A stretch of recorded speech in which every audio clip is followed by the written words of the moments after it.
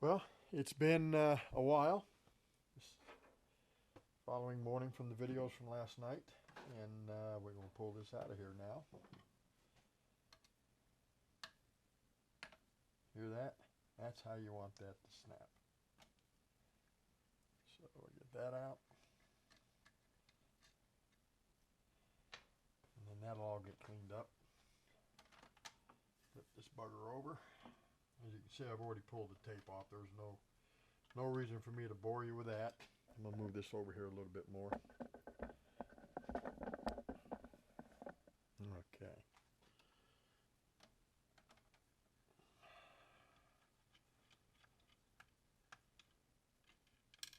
Oops. Not like it's going to get lost.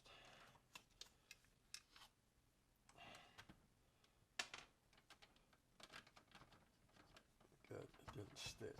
Okay, that's what we wanted. I'll slip this up out of here. See all my putty's still in there. All this needs to be cleaned up, so there's quite a bit of cleanup work after you do this. Pull that plumber's putty out. What I'll do is I'll pull this gunsmither block off. Clean this out real well. Take a little mineral oil and carefully take off the polish that's on here and everything. I'll leave the Tang on. It's good and tight. Get this all cleaned up to where it's good to go. Obviously takes a little bit of time to do that. But what we need to do now is get this all ready to go here. So let me see what the best way is going to do to set this up. Yep, we're just going to leave it where it is. As you can see, all this over splooge or whatever you want to call it, doesn't really matter. All this needs to be cleaned off. All we're wanting is enough material, enough DevCon that it's under here, under these rails. It doesn't need to be out here. It's got to be in the way of inserting the entire action group. So what we'll do is we get this all cleaned off. Now the way I accomplish that, for the most part, for the rough work, is just by using my Dremel, which works exceedingly well for this kind of thing. As with any tool, it has its uses. Too often I see it used in areas where I guess the old axiom you should go by is the faster the tool, the quicker the mess up. You can really mess some things up with a Dremel if you're not careful. But that's the key. You just have to be careful. You have to have an idea what you're doing and where you're headed with it. You don't want to just jump in there and start grinding away and then realize, oops, I actually ground away something that I wanted to keep. So first thing we'll do is we'll take a look up inside here, and we want this section here to be relatively clear all the way through at the approximately 3/4 inch diameter. So what I will do is I will take the Dremel up inside there, see if I can give you a look at that, and we'll just do her like this.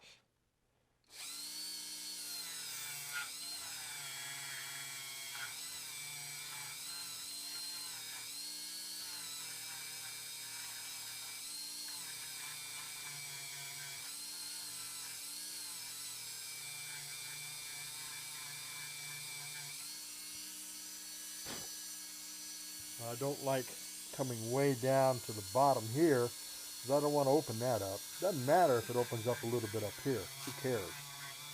That's, in the scheme of things, that doesn't mean a thing.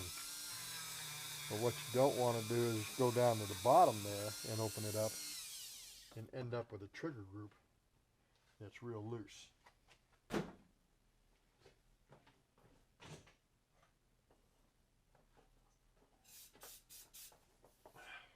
Grab the air hose here and blow this out. So as you can see, we've got this real nicely cleaned.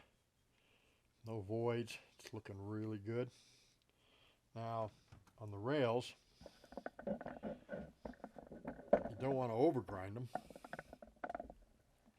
And what I'm talking about are the receiver shelf rails on the side here.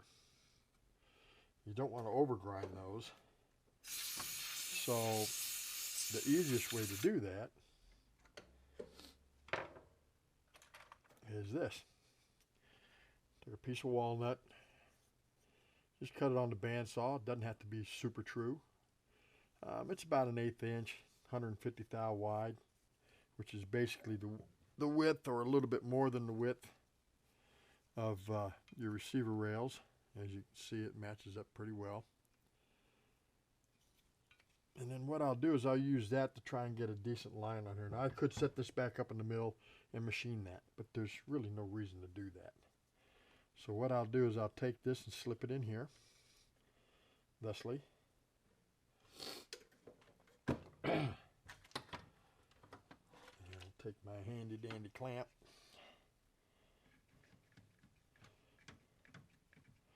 And we'll lightly clamp this to the side of the stock.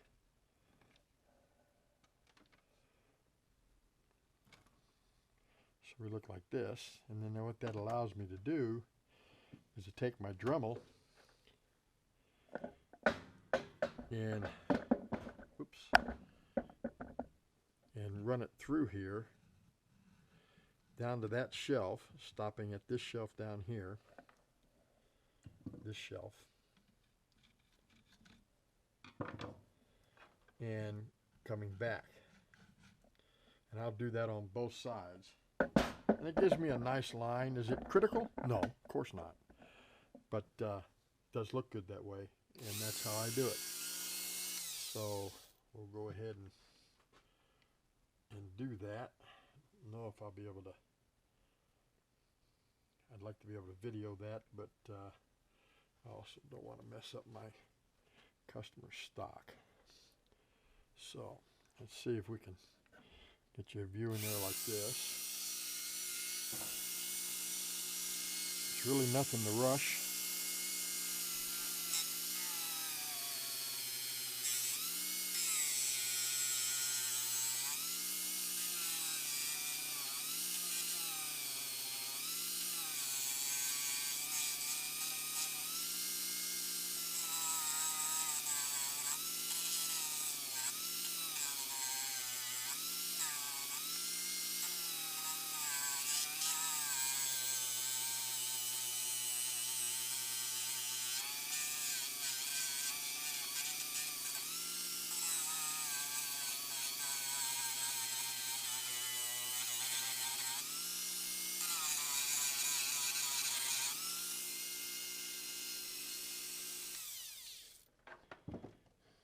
Blow it out.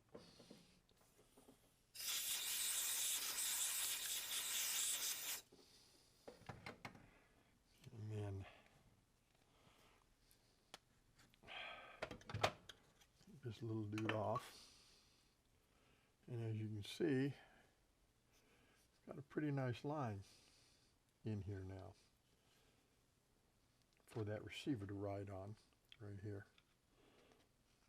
And then basically what I'll do is, I've got to do it some more, obviously. You need to go down a little bit more.